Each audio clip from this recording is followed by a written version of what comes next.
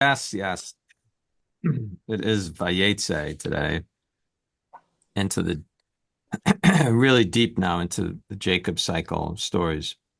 Mm. We talked about this the other week a little bit, that Jacob is probably the most developed character in certainly the Torah, maybe the entire Bible. I think David and Jacob would kind of compete for that. Um, and the Parsha begins with one of the Bible's best known stories, which is the story of the ladder and angels going up and down and the dream and that whole business. So we'll spend some time with that this morning. Um, and let's go ahead and dig right into it. So Eitz Chaim, it's page 166. Um, and 167 is where we're going to start with the 16th verse. But just to remind you of maybe we'll just read through it since it's such a famous narrative, and then we'll begin parsing things out at verse 16.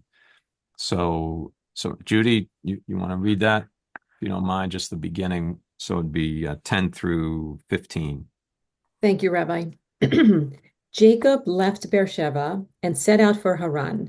He came upon a certain place and stopped there for the night, for the sun had set. Taking one of the stones of that place, he put it under his head and lay down in that place. He had a dream. A stairway was set on the ground, and its top reached to the sky, and angels of God were going up and down on it. And the Lord was standing beside him, and he said, I am the Lord, the God of your father Abraham and the God of Isaac. The ground on which you are lying, I will assign you and to your offspring. Your descendants shall be as the dust of the earth. You shall spread out to the west and to the east, to the north and to the south. All the families of the earth shall bless themselves by you and your descendants. Remember, I am with you. I will protect you wherever you go and will bring you back to this land. I will not leave you until I have done what I have promised you. Okay, thanks, Judy. And I guess any quick thoughts on that little section? I mean, there's a lot in there. Again, we're not going to get too deep into it, but if someone had a question or comment. So technically, he's not in Canaan when he has that dream. He's he's more. Would you say he's kind of where Syria is yet? Well, We know how far he left Beersheba. His yeah, own. actually, Merle, usually the tradition associates the place with Jerusalem and the Temple Mount. That's the tradition. But is Yeah. that like a? Is that a tweak? Would he really be there? Um, I thought that was yeah, it's like hard to rabbinic. say. I mean, he would have to kind of be going that way. That would make sense that he's going that way. But we just don't have a lot of information on it. It's a classic thing where um, some of the things when you start talking about places in the Bible, some of the things, you could say, oh yeah, the Bible talks about Jerusalem. We know where Jerusalem is today. Bible talks about Beersheba. We know, but where's Beersheba, by the way? It's far south, Uh, right? So it's really the Negev. Beersheba's in the Negev. So he's like making his way up towards Haran, which would be Syria, but he's got to go up probably you would go through Jerusalem and then maybe down to Jericho and then up around that way. That would kind of make sense that way. But commonly when Bible lays out places, names, we don't really know what it is anymore, outside of a vague sense of it. Judy and then David. So it seems that God really doesn't have an issue with the deception that put Jacob in this position. Yeah, that's a good question. Hold on to that. Hold on to that, and we'll get back to it. I think there's something in this parsha actually um, that we could use to argue that God does have a sense of it. Now, all that being said, God, I think, was also complicit in the deception of Isaac.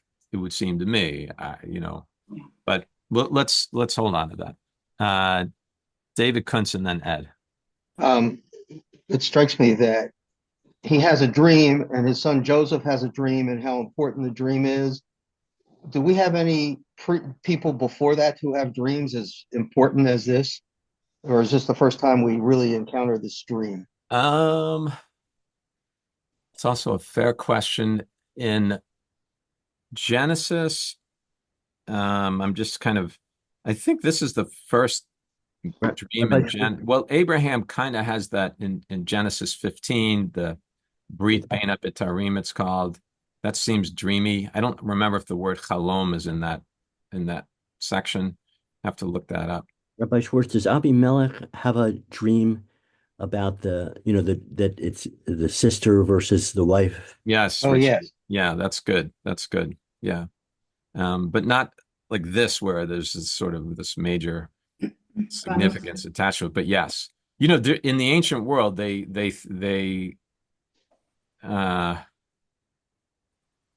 not quite sure what the right terminology is. They sort of put more stock in dreams than we do today. I mean, some people put more stock in dreams than others these days, but in the ancient world, it was a very serious thing to them. Rabbi, excuse me, the word in 15 is machazeh, ba-machazeh. So you had a vision. Ed, yeah. Are there 10 things that they refer to Where, Ed? What? in this section where has these objections? Which I'm not sure what you're referring to. Oh, you were talking about the things that they were questioning. Um, And I was wondering if there were 10. 10 questions specifically. Trying to lead into the 10 Commandments. No, right. I see that. No, I don't know of a specific kind of enumeration of them. Yeah, but we can try to track that. David and then Patty. Thank you. Good morning, Rabbi. In verse 15, where God is saying, I will watch over you and I will bring you back to this soil. Jacob maybe thought that was going to happen while he was alive, and yet he dies in Egypt and his descendants bring him back to the soil in the land. Oh, no, but he does get back, remember, because he leaves and he lives 20 years outside of the land, but he does get back. And then he goes to Egypt and does die in Egypt, but he does get back to the land. Yeah, there's an interesting kind of framing structure with this Parsha, actually, where it begins with, it's classic sort of Torah stuff where an extended period of time passes in one Parsha, so 20 plus years in one Parsha. And at the beginning of the Parsha, he leaves the land of Israel, and there are angels here going up and down. And if you look at the end of the Parsha, he's coming back into the land of Israel, and there are angels going up and down. And then he's going to have the encounter with the mysterious angel, right? And Patty, and then we'll go on. So below in the notes, it talks about an evening, like seeing God during the evening and attributing maybe the Mariv service prayer to him. Yeah, so tradition, likes to ascribe practice to an early chronological strata. And so if you can connect something to the patriarchs and the matriarchs, you can't do much better than that. Right? And so it becomes a debate in the Talmud, but the Talmud says that the Amidot were fixed, keneged, it says in the Talmud, corresponding to 3 events in the Torah. That the Shacharit Amidah was connected to Abraham, because before the Akedah, it says, Vayashkem Avraham baboker. Abraham got up early in the morning. That's Shacharit. The Mincha Amidah is connected to Isaac, because Isaac was Lasuach Basadeh. He went out to, whatever that means, meditate in the field. La'et Erev, says in the Torah. but I think I'm doing that from memory. I don't know if that's right, but so la'et erev, like about evening time. What was he doing? Meditating. He was davening mincha. And then here it's nighttime, and Jacob lays down, and he has this dream. What's he doing? It's Marav, So that's the Gemara. Yeah, that's the Gemara. Now, interestingly, the Gemara comes back in that conversation, and it says, well, also we can understand that the Amidot are corresponding to the sacrifices that were offered in ancient times. There was a Shacharit sacrifice at the temple, so we have a Shacharit Amidah. There was a Mincha sacrifice, so we have a Mincha Amidah. There was not a Marav sacrifice, but the parts of the animal from the Mincha Amidah were left burning on the altar, so there were some of the sacrificial parts were still burning when it became dark. So we have a Marav Amidah, but we don't say it out loud. That's why the evening Amidah is not said out loud, actually. So now, what's the truth? The truth is that it corresponds to the sacrifices, but the tradition does like to, connect the patriarchs to that. Yeah. Okay, let's get into starting with 16. So this is going to be sort of Jacob's reaction to the experience that he's had, to the dream that he's had. Somebody else want to read? Merle, you got that? You want to take? Sure. Jacob awoke from his sleep and said, "Surely the Lord is present in this place, and I did not know it." Shaken, he said, "How awesome is this place! This is none other than the abode of God, and that is the gateway to heaven." Early in the morning, Jacob took the stone that he had put under his head and set it up as a pillar and poured oil on top of it. He named that site Bethel, but previously the name of the city had been Luz. Okay, let's just pause there for a second. So a couple of things in here. So one thing that's kind of interesting is he had gone back to sleep, right? Because it says in verse 16, vayikatz, which is the Hebrew word for waking up from sleep, vayikatz. So he had this experience, this dream. I mean, the angels and feeling God's presence, and God actually talks to him, and then he goes back to sleep. He was tired. He wanted to sleep late, whatever. Didn't want to get out from under the covers. Rabbi, sometimes do you have a dream, you wake up and you want to go back to sleep because maybe it'll finish? Yes. There'll be more to it. Yes. Yeah. No, absolutely. And also, Judy, along those lines, we have dreams, we wake up, the dream is very vivid. And then you're like, wow, I'm going to really, and then you fall back asleep. And in the morning, what do you remember? Just a trace, one thing or a thread of it, that's it. So that kind of lends an interesting view to the dream. Is this, is that what happened? Or is that his memory of what happened? You know what I mean? Like, it's just sort of, it's filtered through there. So that's, in and of itself, interesting. A couple of pop things in here, obviously. One is that the stairway is the stairway to heaven that Led Zeppelin makes famous, right? In a song that was played, I would say, ad nauseum when I was in high school.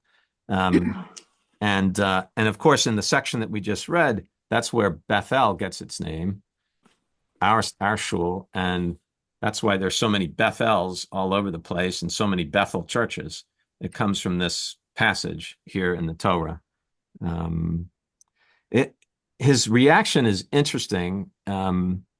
So particularly the word vayira. So let's look at that for a second. In verse 16, Vayikatz Yaakov Mishnato. Vayikatz, again, the word for to wake up. So Jacob woke up Mishnato, from his sleep. Vayomer, and he said, Achen, means like, wow, holy Toledo. Yesh Adonai b'makom hazeh. There is Adonai in this makom. Makom is the word for place. So there is Adonai in this place. Ve'anochi lo yadati. And I didn't know that. I didn't know. And then it says vayira. And the translation we have is shaken. Vayira, let's come back to that in a second. Vayomar, and he said, Ma norah hamakom hazeh. How full of norah is this place? Ein zeh, this is nothing but Ein zeh ki'im, this is nothing but Beit Elohim, Beth El, the house of God. V'zeh, and this is Sha'ar Hashemayim. This is the gateway of heaven. This is the gateway of heaven. So there's a repetition in verse 17 of that root vayira. You have vayira, that's used as a verb. He was whatever. We'll think about that. And then he says, and how norah is this place? Okay. So you know that word from a phrase that's fairly common. Yamim Noraim. Yamim no, good, Merle. So Yamim Noraim means what? Days of awe. The days of awe. Yeah, Yamim days, Noraim awe. That's the Hebrew word used for Rosh Hashanah and Yom Kippur, right? You also may have heard the phrase Yirat Hashem.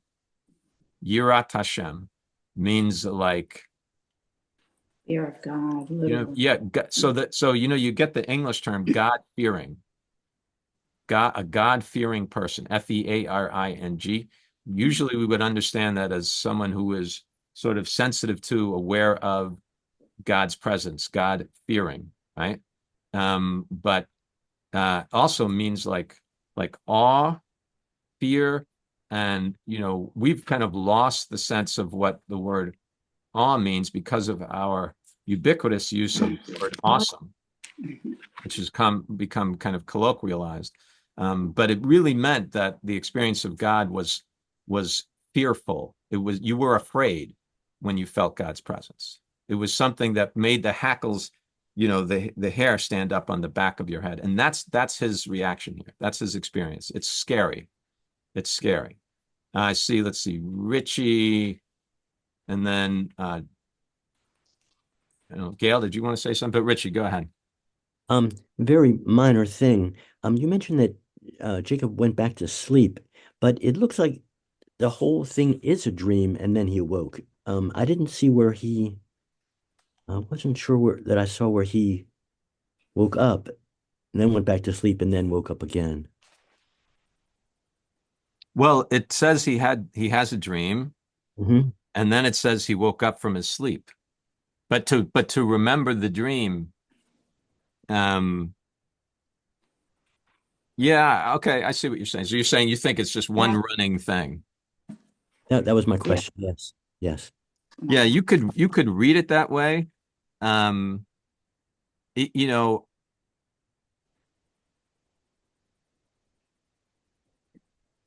Well, so okay, even if you read it that way, then he wakes up again in verse 18. Yeah. So maybe that's the shot actually. And it's one of these things you don't get it out of the English. Right. The English translation through here is relatively poor, actually. It's a little weird. Like I would not translate Vayira as shaken. I guess maybe it's okay. Up above in verse 15, they put in the word remember, which does not appear in the Hebrew text at all. But then you get to verse 18, it says Vayashkem Yaakov. That means he got up in the morning. And Gail, did you have something? Looked like you were. Yeah, I thank you, Rabbi. I found a midrash several years ago, a beautiful midrash that the stones in the place that Jacob was ready to lie down in, argued among themselves which one would have the privilege of being under Jacob's head. And as I recall, it was like the humblest stone of all of them that kind of won, that Jacob somehow went to the most humble stone. Very beautiful idea. Yeah, that's a lovely midrash, very kind of playful as well as imaginative, which you sometimes see in rabbinic literature. It echoes another midrash, Gail. Do you know the other one? There's there's a midrash, you do know it. There's a midrash about which mountain was chosen for the giving of the Torah. And of course, we know it's Sinai, but why Sinai? The midrash says because it was the lowest of mountains. It was it was that sense of humility. Again, yeah. There's also speculation, in the midrashic tradition, in the rabbinic tradition, that, like I said before, the place where this happens is Mount Moriah, essentially, which is where the binding of Isaac happens, which is what the same place the tradition attaches to the place where the temple will be built one day. And tradition likes to do that, to conflate people, to conflate places. So just like put your head into that space for a second. And so this place takes on huge significance in the tradition. This is where the binding of Isaac happened, this place. This is where Jacob has the dream with the ladder and makes this vow with God, this place. This is where the temple will be built one day, this place, right? That's the tradition putting all that together. Rabbi, yes, I take a Jewish spirituality class here in Florida, and we just had a whole lesson on humility, and that humility doesn't mean meekness.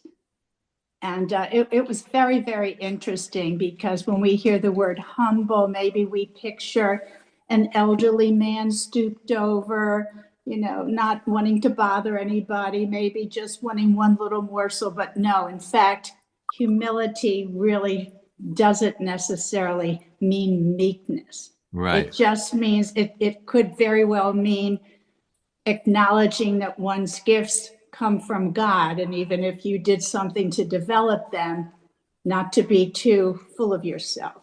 Yeah, I think that's well-defined, A and B, good advice. One of the most important things to remember about my business is the following. You're never as bad as they say you are, and you're never as good as they say you are. One note in verse 19, he named that site Beth-El. So again, that's where we get all the Beth-Els from and the Bethel churches. But then look at that. But previously, the name of the city was Luz. What is that? What's that all about? Sounds like a place in Poland. Yeah, so this is one of these sort of interesting little editorial notes that you find placed into the text of the Torah. So the author of the Torah is saying, I, the author of the Torah, want you to know this place as Beit El, the house of God, but you probably don't know it by that name, because I'm like making that name up. So you should know if that place is the place that you know as Luz. It's like it's kind of like in Grateful Dead circles these days. This is way out on a tangent, but it's also so you those of you who are sports fans know that sports stadiums and arenas are constantly renamed these days. Because we've seen it with the arena downtown, we've seen it with Raven Stadium. And why? Because corporate dollars come in and they want their name. I mean, it's a big advertising thing for M&T Bank to have that on the side of Raven Stadium, right? And whenever a Ravens game is broadcast, it's M&T Bank Stadium. So these stadiums are constantly renamed.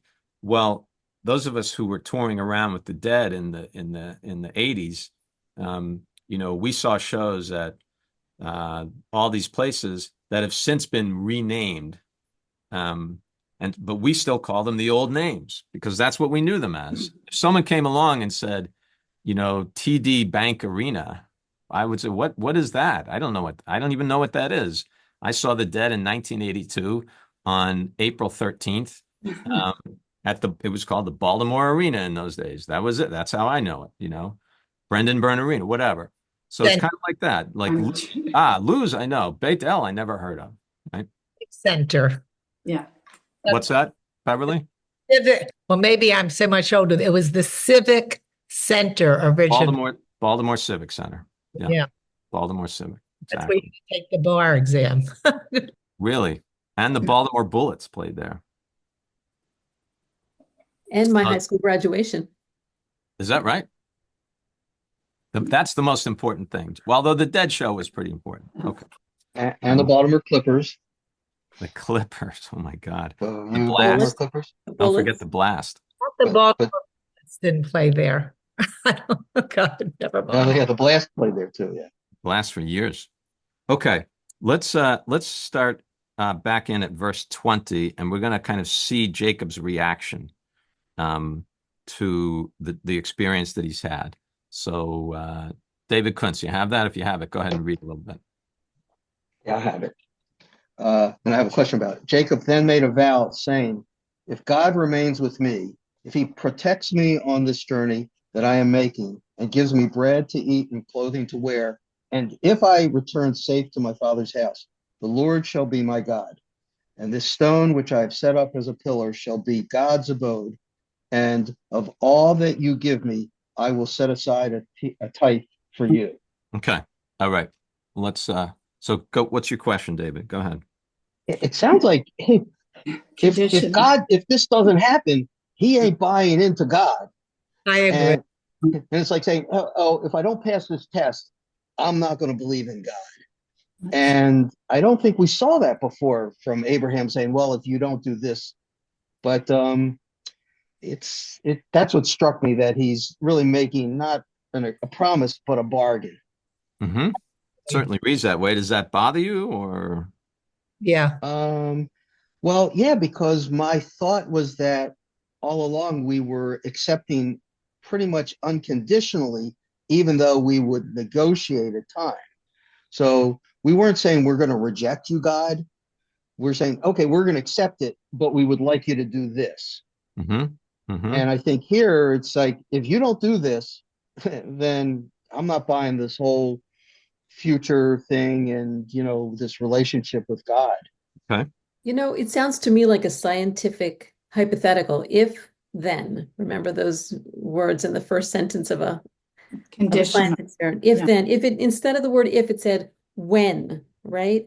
Mm-hmm. When God remains with me, and when this happens, that would be a little bit more gentle. But even in the Hebrew, it uses im, if. I mean, Yes. it literally sets it up as a conditional, but according to the remarks and rabbinic, override, that it's part of a prayer, and we shouldn't read it as conditional, but rather it's Yaakov giving reverence to God and also asking for his God's protection as promised and his safe return.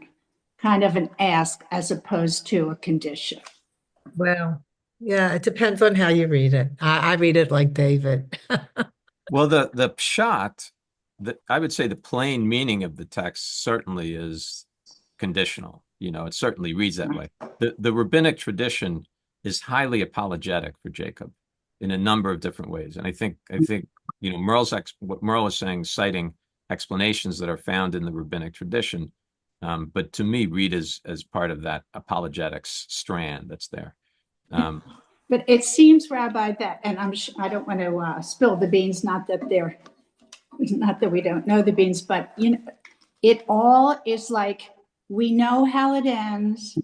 We know that Yaakov was given a chance to do over and he learns his lesson. So this all seems to be, and after the fact, giving him, the rabbis giving him the benefit of the doubt within the brilliant structure of the Torah. First, we see what Yaakov did to his brother, and then we see him getting his just deserts and realizing the wrongs of his ways. So this seems to be,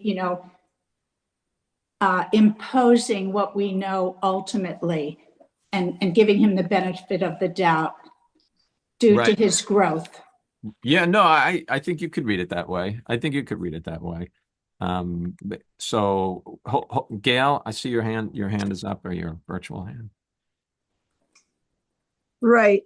So a couple of things. One is this is echoing for me a little bit Eliezer, who kind of he doesn't actually make a bargain with God, but he set some conditions, which was pretty audacious. But he wasn't Jewish, so he didn't have this issue of, he could have said, I'll accept you as my God if you grant all of this. But this bargaining is totally Jacob. This is so much of his personality. Excuse me. But on the other hand, he's very scared. Esau is out to kill him. So it's complicated. He's so complicated. He's such an interesting figure. So complicated. Yeah.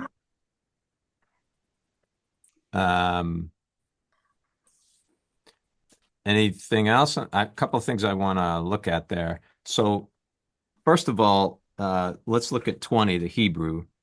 Vayidar Yaakov neder. Right. So he made a vow. It's a classic biblical phrase where you have the verb and the noun being constructed from the same no root. ra, just like no ra. Exactly, Merle. Exactly. So the first form, Vayidar, that's the verb, and also the classical. It's not just biblical Hebrew, but Hebrew in general, very different from English. Often places the noun after the verb. So we would always say, and in fact, in the translation, Jacob made a vow. The Hebrew always says, made a vow, Jacob. Okay? So, but Vayidar Yaakov neder, he vowed a vow, would be like a literal translation of that. You all know that word. That's kol nidre. Same word, right? Neder, kol nidre. So all vows.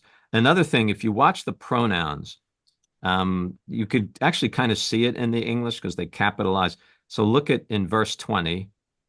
If God remains with me, if he protects me on this journey and gives me bread, etc. So God, in terms of pronouns, is being addressed how there? Male. Male and what person? Third person. Third person singular, right?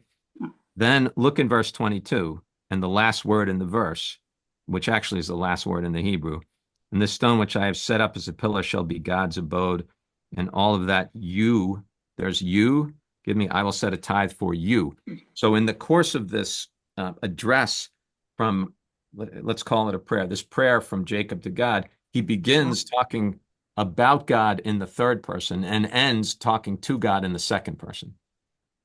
That's an interesting. But it's lach. Well, it's not lacha. Yeah, that happens in Hebrew, in biblical Hebrew sometimes. Not uncommon. But it didn't have the nikudot in the Torah. It didn't have the vows. Also true.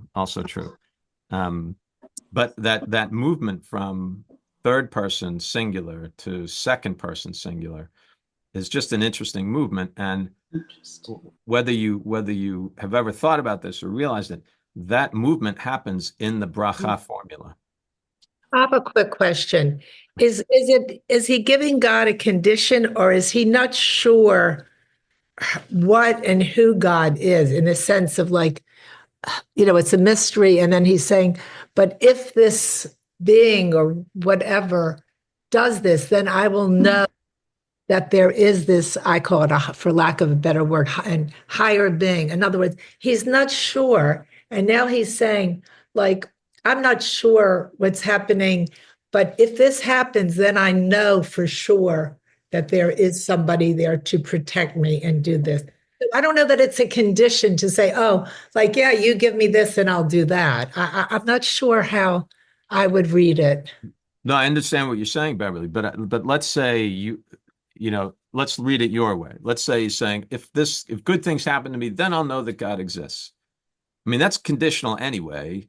But then what you're saying is God only exists when good things happen. But before that, Beverly, in 16, he woke up with this certainty that God was in this place. He had this intense feeling that was physical, emotional, spiritual, mental. He knew for a fact God existed and God was right there. And he was in.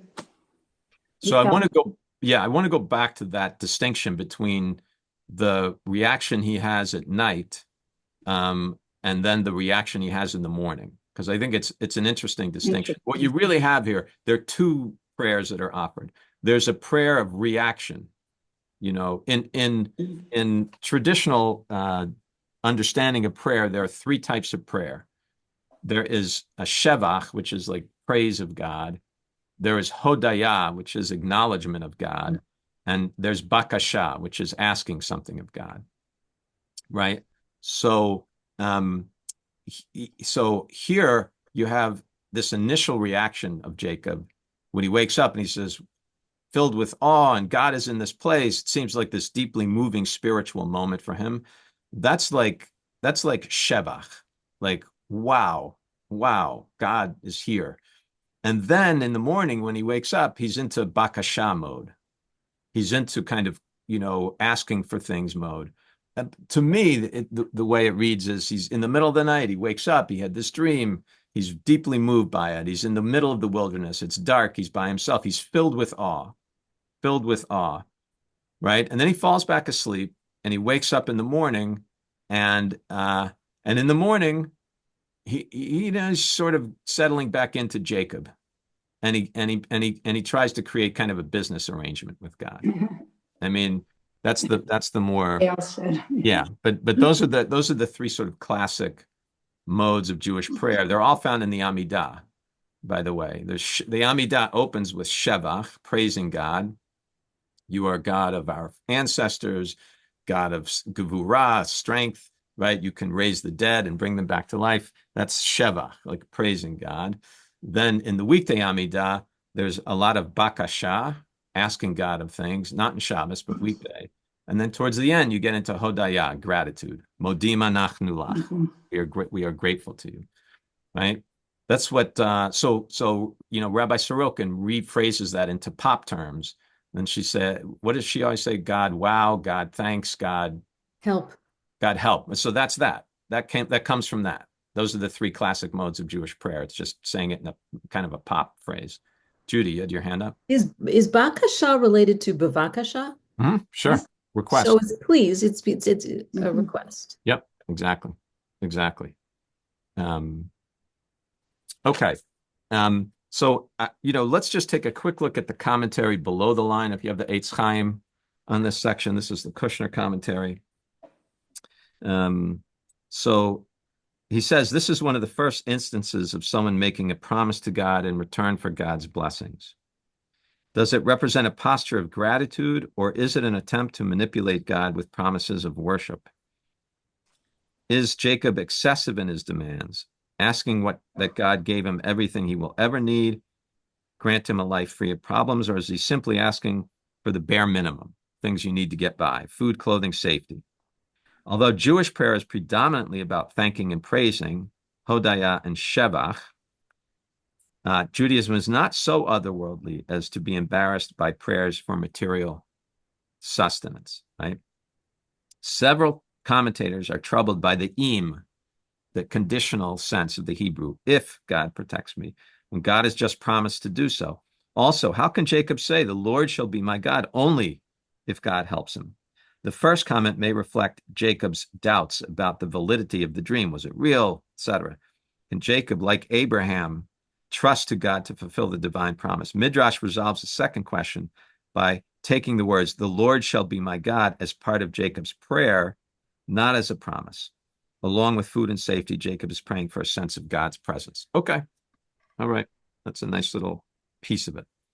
All right. Any last questions, comments? And then I'm off to the races. Well, I have a quick question unrelated to the Parsha. I asked everyone before you got on, Rabbi. Frank and I want to go to Israel in the spring. If you know of any good trips, could you let me know? I think Bethel's not going to Israel in the spring. Bethel is not going to Israel in the spring, but I will keep my eyes and ears open, Merle. Sure. Thank you. Thanks. Sure. Depends how. Yeah, David. So it struck me that the relationship between Abraham and God, where God says, I'm going to do this. Did he tell Isaac, hey, Isaac, guess what? Here's what God is going to do for us. We don't see that. And so Isaac doesn't tell Jacob, but then we have the revelation to Rebekah, right? Where she knows the younger is going to be stronger and you're going to do this. But she doesn't tell Jacob that. Or maybe she does. And now all of a sudden he has this dream seemingly out of blank space where he gets it again. But it would seem to me this is so dramatic that today, if somebody said to me, hey, this is what's going to happen, we would tell our kids, and we don't see that. Right. Yeah. I tend to read these stories as internal conversations that people are having in their own heads. So, that is to say, my sense of it is not that God, breaks into Jacob's mind and says this thing, that Jacob has this experience. And then in his mind, he's trying to contextualize it and understand it. And part of his way of doing that is to draw God into that equation. That's how I understand Abraham's experience of God as well. So I think in each generation, the patriarch or matriarch has to work out for themselves in their own head how they're going to be in relationship with God. But also each generation has the responsibility of passing to the next generation the sense of wanting to work that out, if that makes sense. Right? So like for you, or for me, or for any of us, what do we tell our children and our grandchildren? We don't tell them, God will be this. Or I would say it's better to say to a young person, not that God should be or will be X, Y, or Z, but rather that we hope you will discover for yourself what it means to be in a covenantal relationship with God.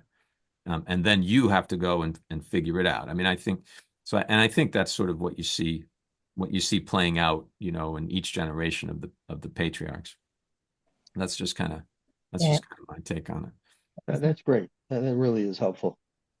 All right, folks, have a good Shabbos. Wonderful class. Toda rabah.